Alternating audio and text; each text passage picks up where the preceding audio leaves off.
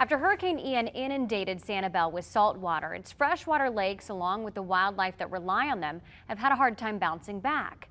Wink News environmental reporter Liz Byro shares why this rapid increase in salinity is a problem and how long it'll take for them to recover. Carolyn and Thomas Braden bought this home on Sanibel 3 years ago. We just love it here. It's just peaceful. Very peaceful in the nature. The nature? To say they like the wildlife would be an understatement. Hey, Tony. He does his lizard push-ups and shows us his dewlap. And Tony is our resident lizard. There's Tony the lizard, Allie the alligator, and Steven the raccoon. We name all of the animals because, you know, they are usually the same ones, and you're just like, Steven, what are you doing? But Ian changed everything. Their property saw 5 feet of surge. The freshwater oasis in their backyard turned salty, and that's not good. Before the storm, there was a lot of bass and especially striped bass in there.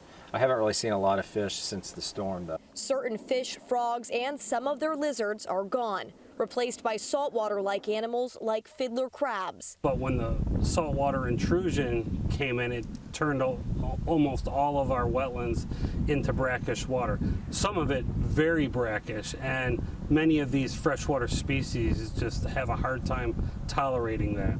Sanibel Captiva Conservation Foundation's Chris Lekowitz told me the most obvious impact is to fish. Most or all of the freshwater fish in the lakes died after the storm surge. They couldn't handle the salinity.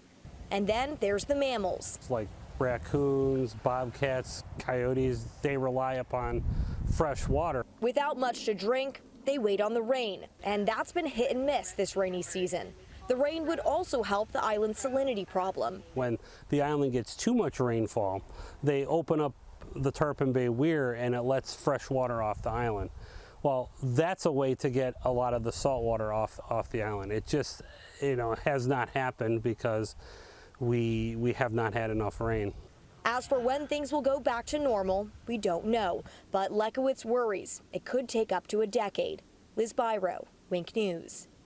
After the hurricane, the Sanibel Captiva Conservation Foundation documented animals that survived, and most were found over several months. But now the question is, how many are still around due to the lack of fresh water?